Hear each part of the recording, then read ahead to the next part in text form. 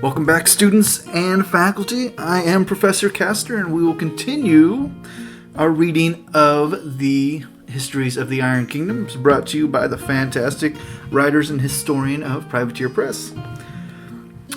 And we will be reading from The Rise of the Twins.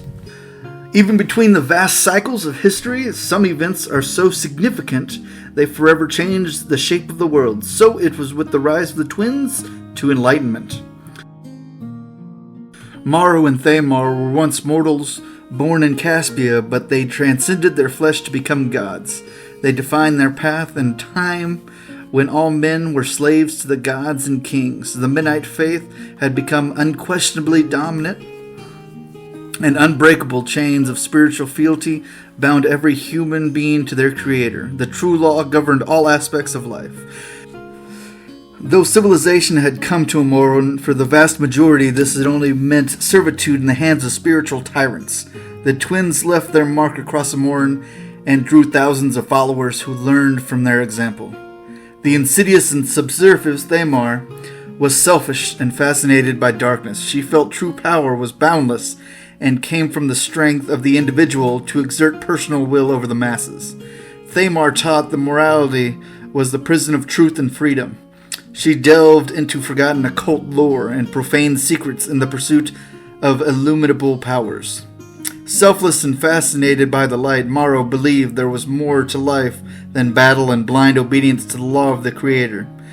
He taught that a good person must think of others before himself. Thousands followed in his example and looked inward for answers. He said the leading was good life required the will to protect the well-being of others, to the right and justice, and to fight honorably in war. His warrior philosophers' ideas spread faster than the Mennites could contain them. Eventually, Morrow and Thamar marched together on Caspia, beseeching mankind to seek their freedom from religious oppression. The Mennite priest-kings of the city hierarch Heletius met the twins and their followers in battle. Morrow fought the priest-kings personally, eventually disarming him and demanding his surrender. Before the man could speak, Thamar struck him down, an act that Morrow could not abide. The people of Caspia welcomed the siblings as heroes and begged Morrow to rule the city and guide its people. Seeking harmony, Morrow reached an accord with the remaining Mennite priesthood. He promised to protect the sanctity of the Mennites' temple and pay homage to the Creator, and to punish Thamar for the murder of hierarch Heletius. Morrow exiled Thamar from Caspian walls. Thamar wandered the fringes of civilization, where she continued her war with the Mennites and sowed seeds of discontent in Caspia from afar. She returned to the city 6 years later and took command of an army that rose up from within its walls. As she made her way to Morrow's palace, buildings around her crumbled and the dead rose to feast on the living. The twins met outside what would eventually become the sanctum, the holiest ground of the Morrowind faith.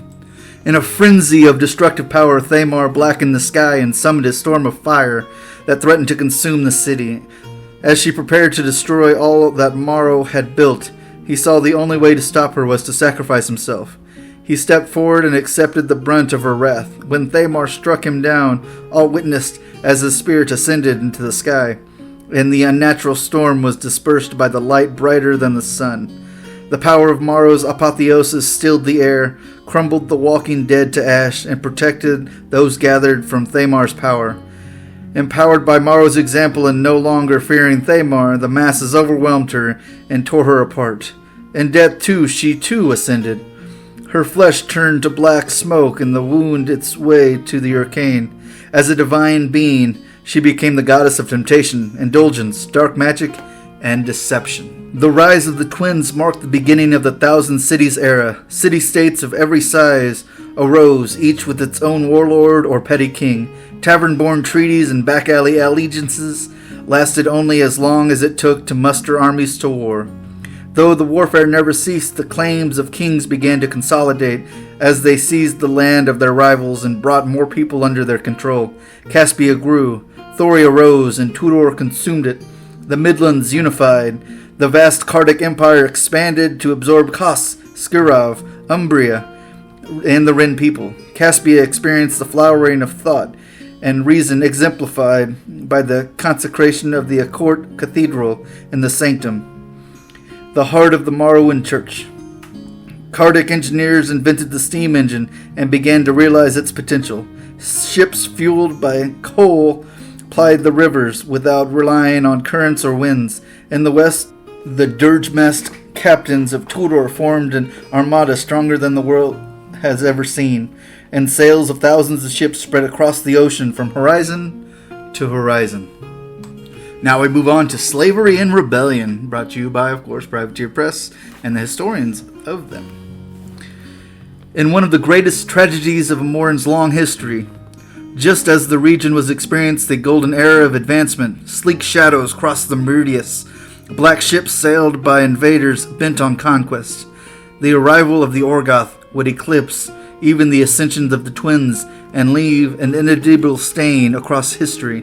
Western Amoran was thrown into an even darker age, and all the progress won through so many bloody quarrels was undone. The invasion of the Orgoth and the long period of their occupation forever changed the region. This grim era lasted for 8 centuries, but it divided into 3 distinct periods: invasion and bloody subjugation, occupation and domination, and long rebellion that eventually served to drive out the invaders.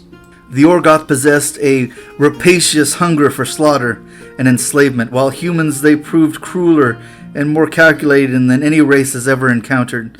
Although it is true that the men of Western Amoran were also warlike, the old warlords had fought and understandable goals, obeyed codes of behavior, and sometimes heeded priestly advice. In contrast, the Orgoth embraced carnage and cruelty with dreadful enthusiasm.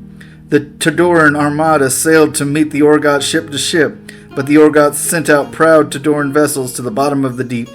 Countless longboats then spilled cruel warriors on the beaches of Amoran. The once warring tribes and towns of 1,000 cities fought valiantly together for the first time, but disorganized defenders failed to stop the invaders. The magic that the Orgoth came from was the dark powers they consorted with, and the terrible weapons they crafted were forged using that magic. Midnight war priests and Morrowind battle chaplains brought the power of their gods and fought as best they could, but were undone.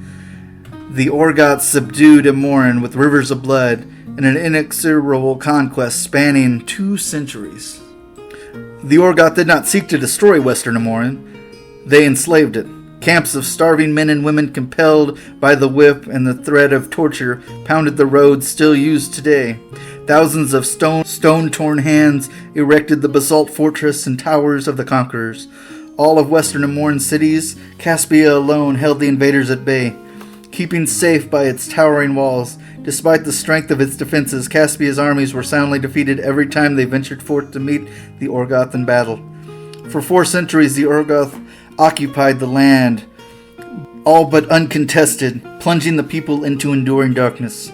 The eventual revolt against the Orgoth took 2 centuries to succeed. The tide of bitter hatred spread throughout the enslaved masses and restored the fire in their eyes. But this spirit of resistance was not enough itself. Eventually, rebellion required weapons and carries the cost of blood. Though some do not like to speak of it, evidence suggests that dark goddess Thamar played a part in giving humanity its first manifestation of sorcery, known simply as the Gift. The arcane power and mechanical wonders taken for granted in the modern era were unknown before the Gift. Miracles and magic had been the sole province of the gods, their agents, and those who conspired with darkness and unknowable powers. The magic afforded by the Gift of Thamar was something else, the ability to manipulate the very laws of nature through the application of will and arcane formulae. It would be centuries before arcanists understood the extent of this power, but it quickly proved to be a formidable weapon for the rebellion. The study of alchemy played a vital role in this, coming into its own after survivors of the Battle of the 100 Wizards of Tudor fled to the city of Laren and invented the first firearms. These weapons served to earn the number of early victories, proving the Orgoth could be bested, though these arms alone were not enough to turn the Orgoth aside. The tyrants had their own unholy weapons, as well as the war witches capable of tearing a man's soul from his flesh. It was the coupling of the principles of engineering with the endless possibilities allowed by magic that created the new science of mechanica, which would prove to be the key to the eventual victory. The early practitioners of this nascent area of study conceived the first colossal, a steam-driven construct of gears, irons, and smoke standing 50 feet tall. It only remained to find the means to build these iron behemoths without detection of the Orgoth. Man's commitment and resourcefulness so impressed the dwarves of Rule that they pledged their aid.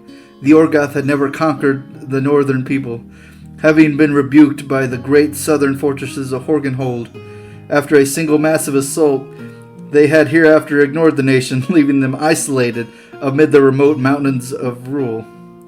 Rule did not confront Orgoth directly, but provided humanity iron ore, fabricated steel, and mechanical expertise, and transformed the colossal from an engineering dream to a towering reality. The smoke-belching, steam-powered construct built in the factories of Caspia were truly monumental achievements.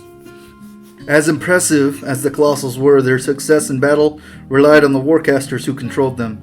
Shortly after the first colossal was created, some few battle wizards awakened to their potential communicate mentally with the cerebral matrices that served as artificial minds inside the machines.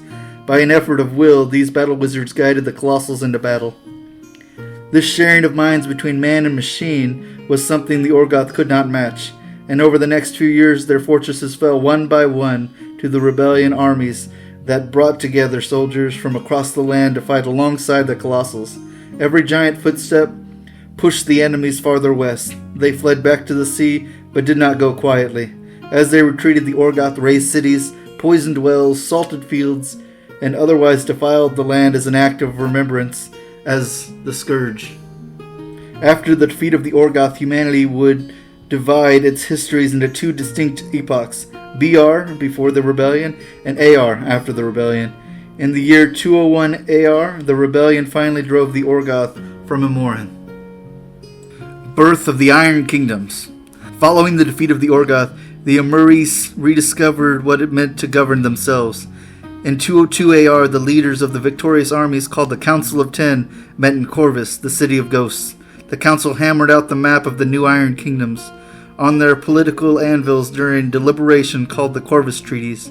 After many weeks, the negotiations gave rise to four kingdoms: Signar to the south, encompassing the Thornwood, the Midlands, Caspia, and a significant portion of what had been Thuria; Ord in the west, unifying northern Thuria and all of Tordor; Lael to the northeast, including what had been Raynar and the eastern lands of Old Umbri; and then Kodor in the north, with the rest of the northwest, including the old Cardic lands, Kos, Skirov, and western Umbri.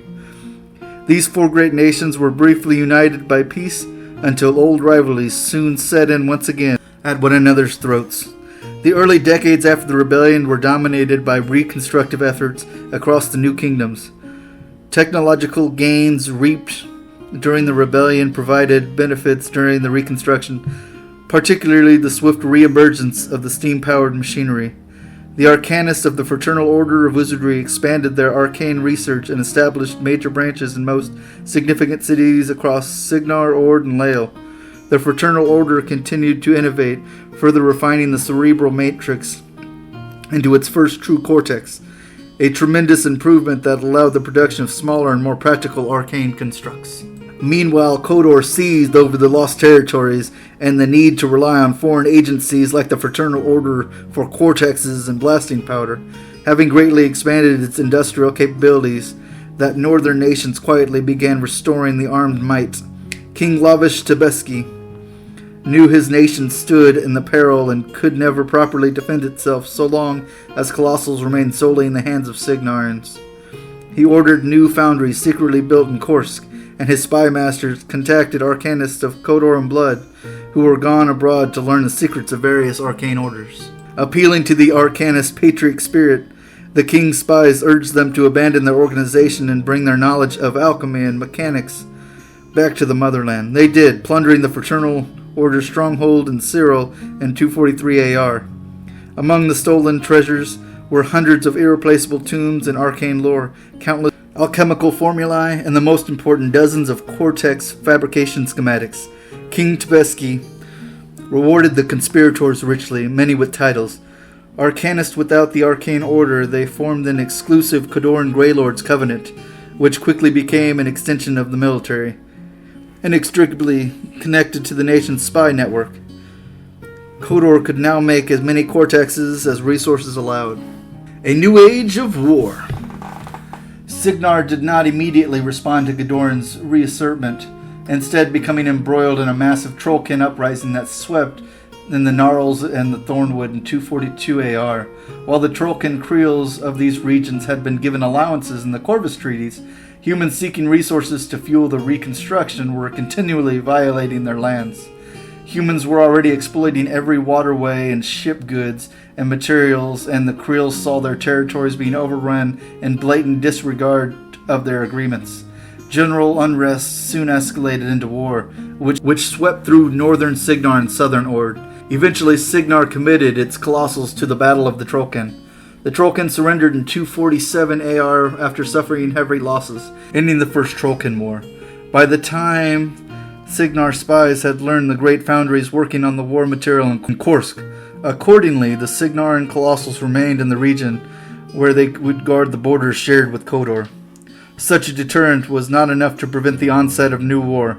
3 years later, King Tversky attacked both western Lael and northern Ord, invading the lands that once had been part of the old Khadoric Empire. The conflict engulfed all the Iron Kingdoms as Lael, Signar, and Ord banded together against Khador. For the first time, Colossals clashed face to face. The old Signaran machine did not fare well in early battles, suffering against the more modern and heavily armored Khadoran machine, which took advantage of design advancements from the last several decades. Signaran foundries blazed day and night to produce new Colossals. The Colossal War spiraled into a 7-year conflict that shattered the peace of the Corvus treaties. Ultimately, Khador's war industry proved incapable of replacing their machines as they fell. The motherland's foundries were not as extensive as Forges of Caspia. Khador finally surrendered after a decisive loss in Volgograd. The Khadorans suffered the indignity of dismantling their remaining Colossals as well as the foundries they were been built in. In return, Signar ceded back to the lands seized by the Khadorans in the conflict.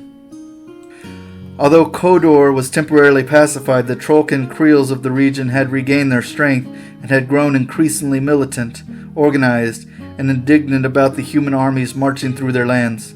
The Trollkin incursion into Ordic and Signar territories escalated into the Second Trollkin War in 262 AR. The Trollkin had learned from their previous battles and conducted their strikes more strategically, taking advantage of the region's difficult terrain to cover retreats and making it difficult for Signaran's Colossals to follow. The gigantic machines began to show their limits, having been designed to lay in siege in fixed positions and masses of enemy forces. They had great difficulty with the dense forest, and several fell to the Trollkin and the full-blood trolls fighting alongside them in battle. In response, Signar's King Woldred ordered his generals to find a way to innovate new weapons of war. Arcane mechanics serving the army, along with consultants from the Fraternal Order of Wizardry, presented the concept of warjacks, making use of smaller but still formidable chassis that had been employed for labor and modifying them for war. The first warjacks served during the final years of the Second Trollkin War, proving their effectiveness as the Trollkins were driven back. Though the Trollkins were eventually suppressed, Signars agreed to grant them additional territories and paid sums for restoration of destroyed villages. In the aftermath of these struggles, Signar decommissioned her Colossals. Military strategists and new generation of warcasters were quick to see the advantages and tactical applications of smaller warjacks.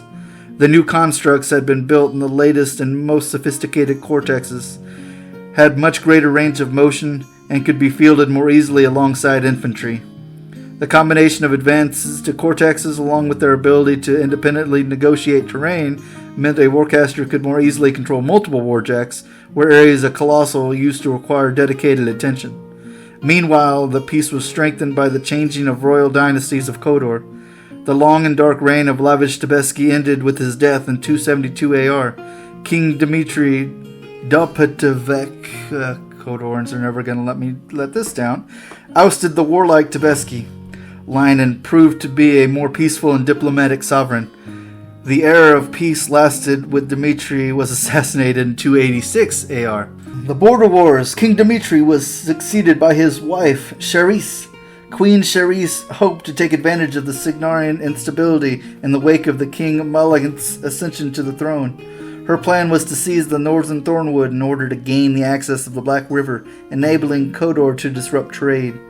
Cherise entered into an unusual agreement with the savage Tharn tribes of Thornwood, some of the last true descendants of the Mulgore, encouraging them to attack Signar while Kodor's armies made their own advances.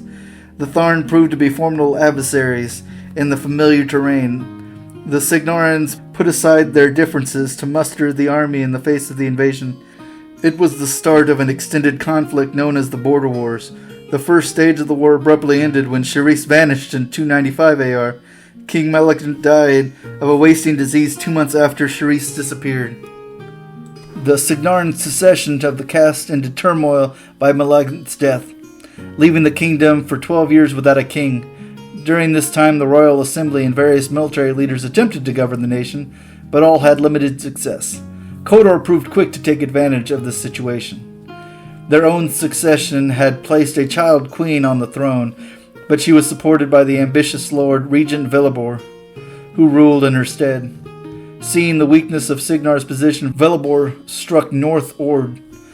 Although some of his initial assaults were repulsed by the stalwart Ordic defenders, the Kodoran army gained momentum and soon began to make solid gains. The Ordic crown appealed to the Signar for aid, but was only given a token military support as the Signarians were still torn by political division. Velibor then deployed a smaller army to attack eastern Lael. The war continued for several years as both Laelese and Ordic armies failed to halt the Kodoran advance. The Ordic king Olivor Cathor I died in battle of the Broken Sword in 301 AR while heroically leading the charge against the enemy.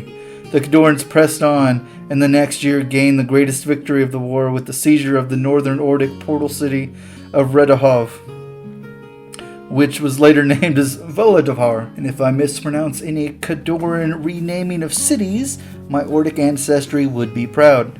One of Velibor's shrewdest maneuvers was to turn the threat aimed at the heart of the Kodor into a weapon to strike Kodor's enemies. In 304 AR, a horde of northern barbarians rode from the mountains and the forest, intent on pillaging undefended fertile lands of the interior. Velibor met the tribal leaders and convinced them to attack the south. The barbarians turned their numbers against Ord, laying siege to the heavily fortified city of Midfast. Velibor used them as fodder to cover the advance deeper into Ord. The Ordic defenders were pushed back to a long line of rugged hills stretching west and east of Midfast, which had proven difficult to assault. Seeing Midfast as the linchpin of the Ordic defenses, Velibor hoped to crush the city beneath the horde and sweep on to its capital. Midfast held for weeks against the horde, its defenders dwindling. Velibor's plan nearly succeeded, and likely would have if not for a brave stand of a single remarkable soldier, Captain Marcus Graza, an Ordic officer and a devout Morrowan. This one man single-handedly turned the tide and humbled the northern barbarian chieftains, buying time for the Ordic reinforcements from the south to sweep the barbarians from the field. Marcus ascended as Morrow's newest divine servant after dying in his duel with chieftains, having ensured the security of his kingdom. Seeing the miracle, even the Kodoran armies felt obliged to quit the field. The border wars continued for 8 long and bloody years. The siege of Midfast was a major turning point. Kodor made no significant gains after that offensive, and Velibor became increasingly unpopular at home. Juliana the Maiden Queen took the Signarin throne in 308 AR and sent armies to support both Ord and Lael. Signar soon entered into its formal alliance with Lael, and the Signarin soldiers of warjacks became a common sight in the last battles of this period. In 313 AR, Kodoran Queen An Vanar V, now in her majority, discovered that Velibor and his military advisors had effectively bankrupted the kingdom's treasury, exiling the former Lord Regent. She put an end to the war and sued for peace. Coming on to troubled times. The fitful peace held for nearly 150 years before Cadoran and Ordic navies clashed in 464 AR. What began as a dispute over piracy soon erupted into a 4-year-long second expansion war, which would draw reinforcements from Signar and mercenaries from Lael. Meanwhile, the religious animosity between Minites and Morrowans that had continued to simmer in Signar degenerated into a bloody civil conflict that would tear the nations in two. The Minites had seen the grasp on the Signoran capital weakened since the time of the twins and had suffered further indignities inflicted by the monarchs of the current age. Anger gave way to open revolt when in 482 AR, the charismatic leader among the Minites named Solon called upon the faithful to gather in eastern Caspia. Tens of thousands from all corners of the kingdom made the trek. As the masses gathered, Solon proclaimed himself hierarch of the faith and simultaneously seized control of Caspia's east of the river. The zealous Minites slew hundreds of city watchmen, starting the Signaran Civil War, which raged from 482 to 484 AR. The Minites nearly razed the river districts on the west bank of the city in the fighting. The fate of Signar's capital hung in the balance until Solon fell in battle. His death dealt a great blow to the morale of the Minites and opened the door for peace. After patriarch discussion and elicited concessions on both sides, the Protectorate of Minnith was created in the hopes of ending the religious strife. The Minites were ceded an expanse of land east of the Black River and the entirety of eastern Caspia, which they named Sol in honor of the fallen hierarch. The Protectorate had leave to govern their own as they saw fit without interference of the Signaran throne. With this understanding, they would remain part of Signar and subject to disarmament and taxation. Rolson Vigor seized the Cadoran throne in 499 AR and declared Kodor a Minnite state. At least half-mad, Vigor claimed to be a Kadarvik reborn and planned to lead a war against the Morrowan nations. Laying the foundation for his conquest, Vigor initiated a number of military reforms and invested his nation's wealth to produce more warjacks than ever before. In 510 AR, he sent the renowned Cadoran cavalry to harass the borders of Lael, knowing the act would draw Signar away from its true objective. At the same time, Vigor personally led an even larger force of warjacks, the full might of Kodor's heavy infantry, straight into the Thornwood, hoping to drive south and take key Signaran territories, all but unstopped. The Cadorans cut straight through the Thornwood, raising a path 200 miles long that came to be called the Warjack Road. If not for the work of scouts from Felig, who discovered the column, Signar may have felt the full brunt of the unexpected Cadoran army deep in its territories. Soldiers hastily drawn from the nearest towns and cities met the Cadorans at the Dragon's Tongue, even as the main army was recalled from the march to defend Lael in the desperate attempt to intercept the Cadoran advance. The Battle of the Tongue in early 511 AR remains one of the bloodiest clashes in the histories of the region, seeing the loss of more warjacks in a single battle than ever before. The war ended in Vigor's death at the hands of then Archduke Vinter Rothorn II, who would succeed Malfest as the King of Signar in 515 AR. Moving on to modern times. The decades after the Thornwood War saw many changes across the Iron Kingdoms. The nations fully embraced industrialization, building both factories and railroad lines across the region. The dynasties ruling each of the kingdoms would shape their emergence into the new era. With the death of Vigor, the Cadoran crown returned to Venars, much to the relief of the kingdom's people. Under Venar's rule, Kodor began to experience true change as the rising merchant class called the Kayazi became more influential. They amassed great fortunes and used their wealth to advance the nation's industry. The abolishment of serfdom in 549 AR also brought many eager and poor workers to freshly built factories. King Evad Vanar held the throne for an unprecedented 38 years of prosperity. When he died, the crown passed to his granddaughter, Ayan Vanar XI. Throughout her minority, the great industrialization and statesman Sinoyev Balavaria, again, Kodor names, ruled as regent. He accepted the responsibility of not only commanding the nation, but also raising the next queen. Ord's transition into the modern kingdom came at the direction of Cathor dynasty, which had been established the longest and most consistent rule of the nation. Though wary of Kodor's aspirations to rebuild its empire, the Cathors were cagey rulers who maintained Ord's strict neutrality. The crown eventually came to Bard Cathor II, the third son who never expected to be king. Many thought Bard, who was a gambler, wrestler, would bring ruin to its nation.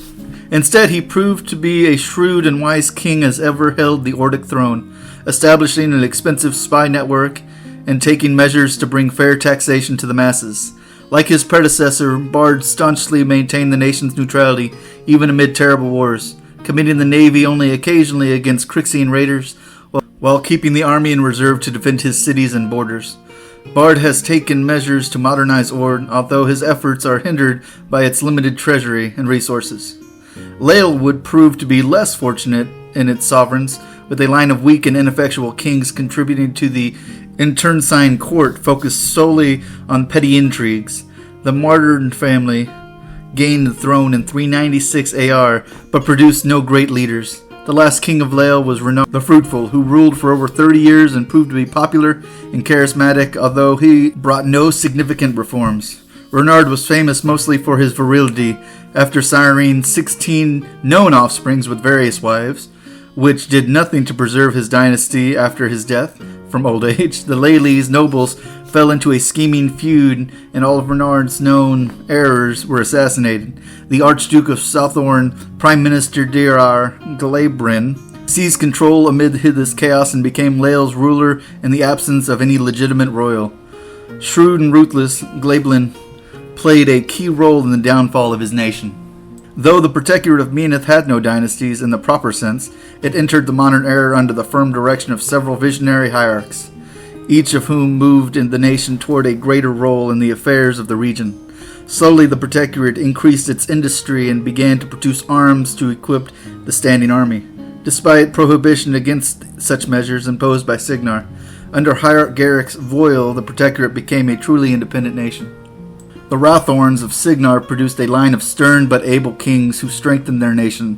When King Vinter III passed with suspicious suddenness in 576 AR, the eldest of his two sons, Vinter Rathorn IV, took the crown. Vinter proved to be paranoid and tyrannical.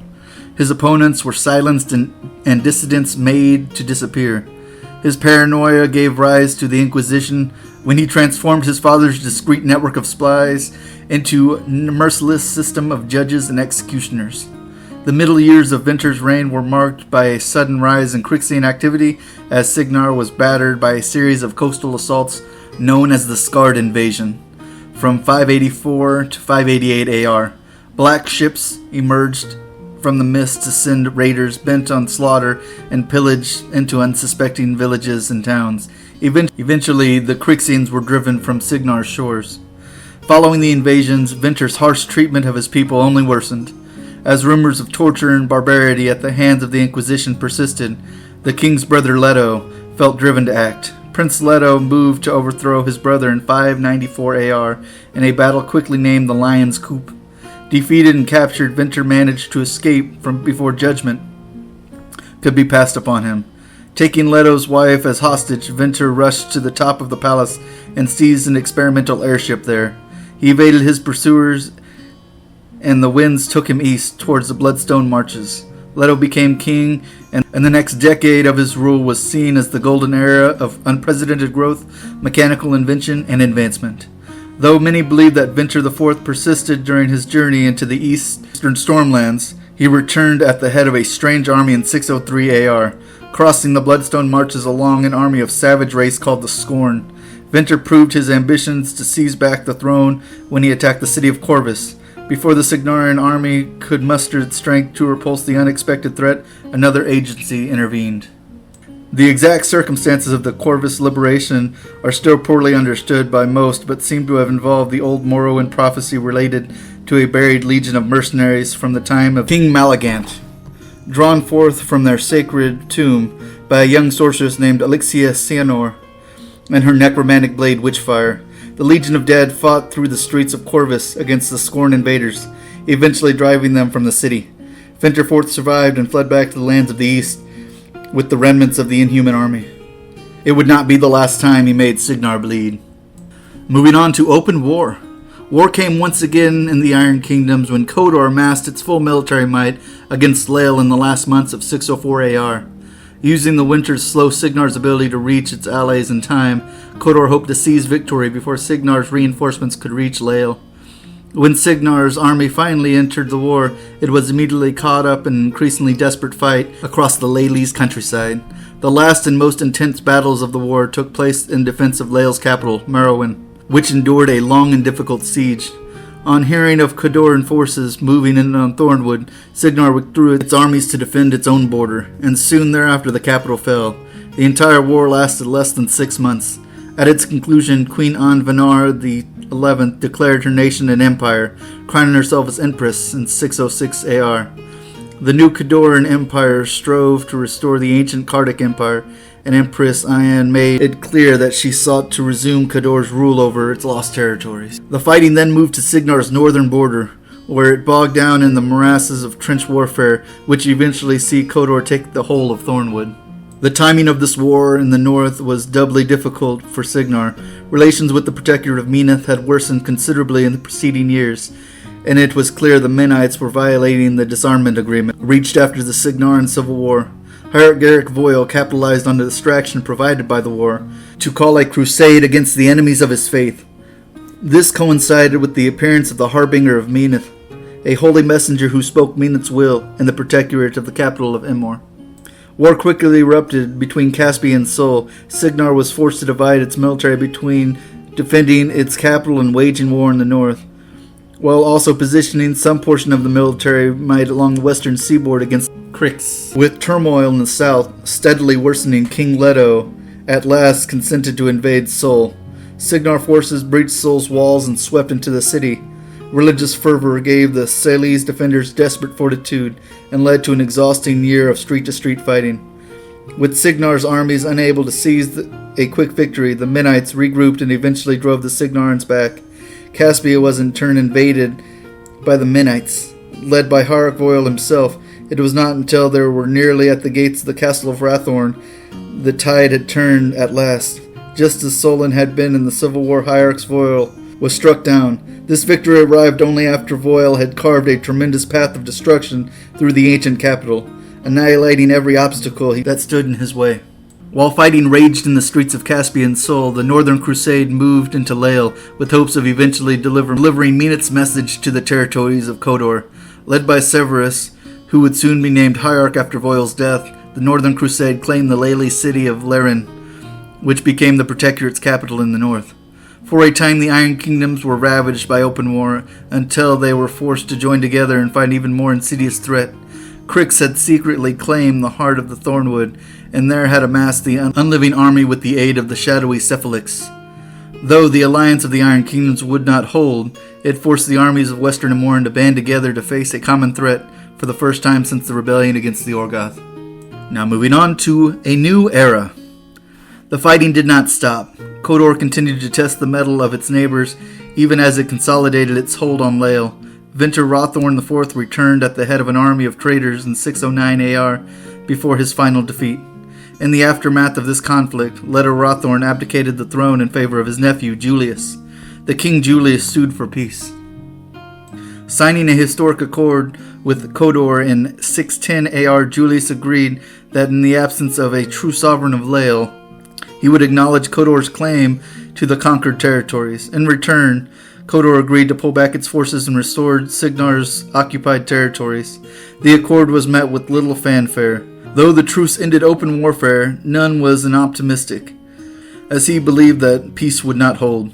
Despite this understanding between the great powers, Lael beleaguered resistance fights on, but the cause seemed increasingly futile. The cities of western Lael have been fully occupied by Kodoran forces. The rail lines have been laid in the heart of the empire. The Laelese people have slowly become resigned to their new masters. Meanwhile, the missionary efforts of the Protectorate do not wane. Proselytizing priests travel to the southern continents of Zu seeking converts. Many travel unknown among the crews of Signar and Kodoran ships, letting the impious nations carry them to those who have yet to hear the word of the Creator. Moving on to troubling developments. For centuries, there has been a small number of adherents that venerate the clockwork goddess Osiris, astronomers, engineers, and arcane mechanics who practice their faith by engaging in scientific pursuits, working on mathematical theory, crafting intricate machinery or mechanica, or deciphering codes and enigmas. Rumors suggested that these cults had built a sizable hidden temples across western Amoran, each filled with a dizzying array of machinery and protected by automated guardians. Some even whispered of high-ranking priests of Cyrus could transfer their souls into machine bodies to attain immortality. Those suspicious were proven when the convergence of Cyrus revealed itself to the world. The convergence of Cyrus worked for years in the secret temple facilities, constructing massive machines with which they intended to complete their great work and transform the very face of Cain to bring about the manifestation of their goddess. In pursuit of the agenda, the cult's machine army marched to claim the sites of geomantic potency vital to their work. Ranks of soldiers who had abandoned their fleshy bodies for mechanical shells struck unexpectedly across western Amoran, dispatching anyone who stood in their way. The powers of Amoran little comprehend the danger of this cult represents, although they are coming to learn at great cost. The Cephalax are another enigmatic and terrifying threat, dwelling beneath the land's surface and preying on those who come too close to their tunnels. These purely cerebral beings enslave other intelligent species to do their bidding. They perform extensive surgical and mechanical alterations on their slaves, turning them into mindless drudges and monstrosities. The need for brute flesh drives these beings to raid the people of the Iron Kingdom. Having been guided to the west by Vento Rothorn IV in 603 AR, the Scorn remain a hostile enemy. The Scorn are powerful warriors with a cruel temperament bent on conquest and slavery. They march to battle alongside great beasts and wield strange weapons and dark magic. Having built fortresses across the eastern waste, the Scorn constantly test the border of the Iron Kingdom, waging war with Signar, the Protectorate, and Ios if they see fit. In the north, a new threat has emerged out of the wildernesses of Kodor's northern mountains. An inexplicable army of blighted Nis, Ogron, and Dragonspawn. Eventually, it was discovered this was the army in the service of the dragon Everblight, whose minions were all intent on slaughter and destruction.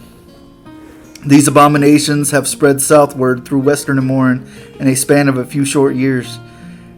In that time, a new menace has become a dire threat to all the nations as its malignancy unfurls across the land.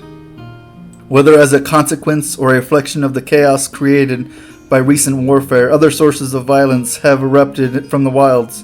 Trollkin creels that once peacefully inhabited the untamed regions take up arms and harass trade routes and train lines in Signar, Kodor, and even Ord.